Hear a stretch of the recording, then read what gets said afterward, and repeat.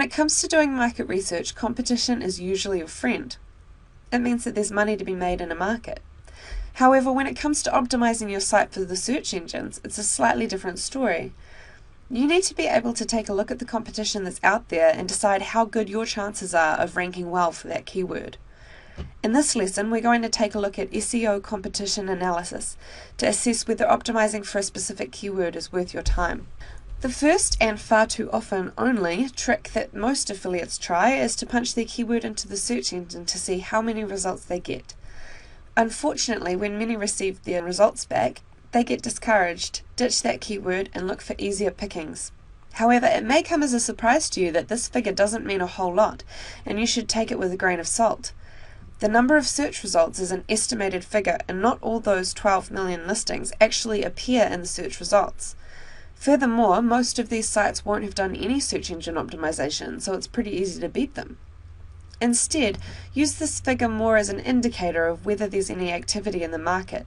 If it's super low, say under 1 million, it might indicate a lack of interest in that particular word. Try whacking it into your keyword search volume tool to see how many people are searching on it and see if it confirms this theory. The next two steps try to identify how well search engine optimized the competition is. Is it a fluke that they're ranking well, or have they designed their sites this way? One of the key on-page SEO factors is your title text.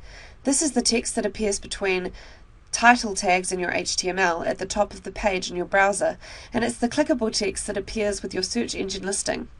If a page has a keyword in their title tag, it usually means they're pretty focused on this keyword and have probably got a bit of SEO going on. If you enter allintitle, and then your keyword in quotation marks into Google, it will tell you how many sites have your keywords in the title tag. A lower figure is obviously better. Anything up to 5,000 means you could be in there pretty easily, but don't discount keywords just because you get more than 5,000 results in this test. As you'll soon see, there are still more factors to consider. Next is all-in-anchor. This is similar to all-in-title, but it tells you how many sites have incoming links with those keywords in the anchor text.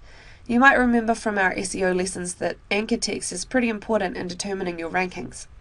If there are lots of sites with your keyword in their anchor text, it makes it harder to rank well yourself.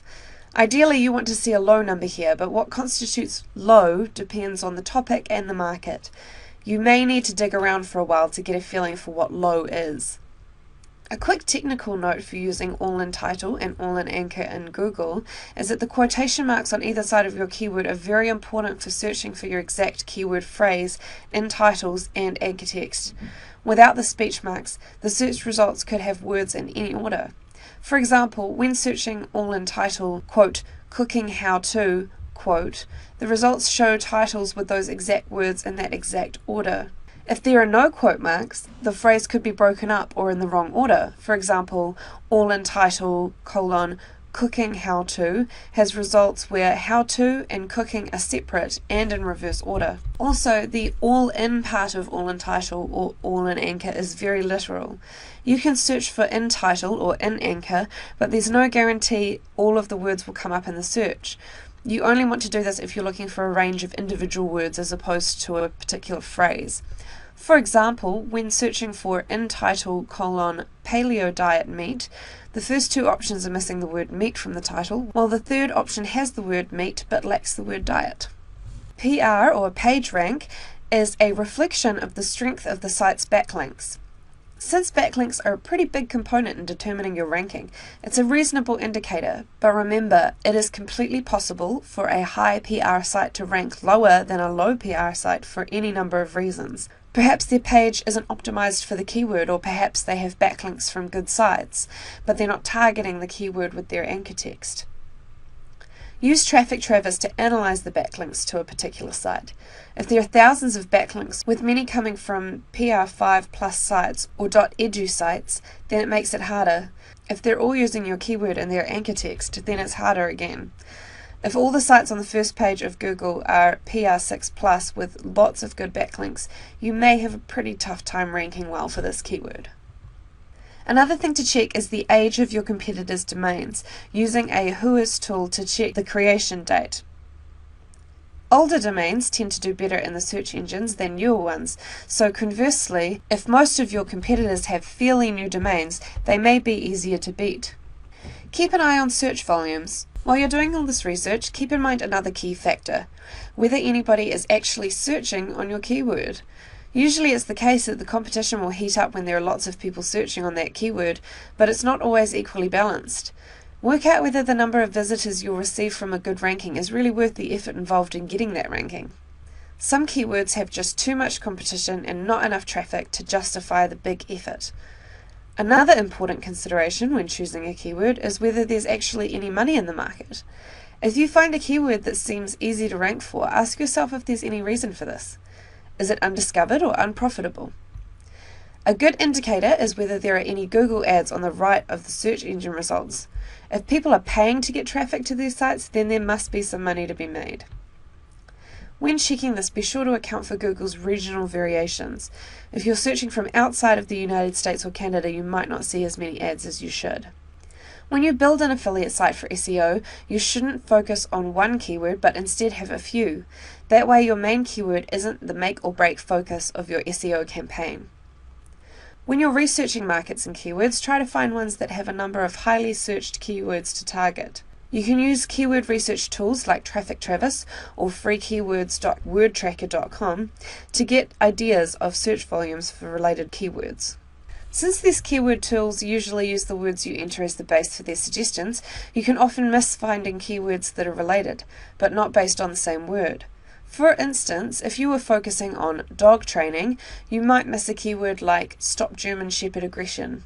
One trick you can use to find semantically related words is to enter your keyword into Google with a tilde in front of it. For instance, for garbage can, you can enter tilde garbage tilde can. When Google returns results, you'll see that there are a bunch of words on the page listed in bold. These are related words. Garbage can gets additional words like waste, containers, and recycle cans. If your main keywords look intimidating, don't completely rule out your chances of succeeding in a market. Take another look and do some lateral thinking and see if there are any easier words in the market that you can tackle first. For example, a keyword like trash cans has a lot more competition and would be harder to rank for than a word like garbage cans. If you can optimize your site for a few easier keywords, you can get just as much traffic as if you ranked highly for that one difficult keyword. As a bonus, the more targeted search terms tend to earn you more money as well. A keyword like stop German Shepherd aggression is not only easier to rank for than dog training, but people searching for this term are more likely to buy than people who are searching for the more general dog training. Perhaps it's because they already know what sort of solution they want, or perhaps it's because you're better able to target your site to their specific interests. Regardless, it's a win-win situation for you as an affiliate. So, to sum up, don't just whack your keyword in a search engine only to be discouraged by the results. Instead, you can try some of the following methods to determine if a keyword is worth your time and effort. Allintitle. If most of your competitors don't appear to have your keyword in their title, they may not be SEO optimized and could be easy to beat in the rankings. All-in-anchor. If your competitors' backlinks are missing your keyword, they may not be ranking as well as they should be. Check page rank. If too many competitors have a page rank 6+, they may be quite difficult to beat and you should focus on a different keyword. Examine domain age. Use a Whois tool or similar to see just how old ranking domains are. Check search volumes. Don't forget, if a keyword seems too easy to rank for, it may be because no one is searching for it. Research more than just your main keyword. Don't let your main keyword be the make or break of your SEO campaign. Find similar keywords. You may find targeting similar keywords is easier than your main keyword while returning the same results. Check some targeted keywords. Using more specific or created targeting can not only improve your rankings, but even improve your conversions, since you can target customers who already know what they're looking for. Thanks for listening, and I'll catch you next time.